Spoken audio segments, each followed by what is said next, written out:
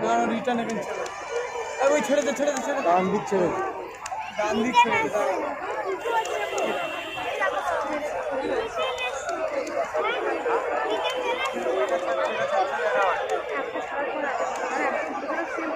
ওদিকটা ছাড়ছে এদিকটা ছাড়ছে না।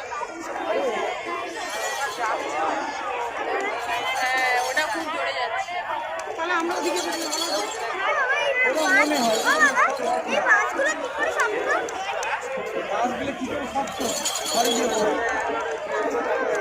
এখানে বলার কিছু নেই মাছগুলো বেশি কমপ্লেন কি এখন ঠিক করছে না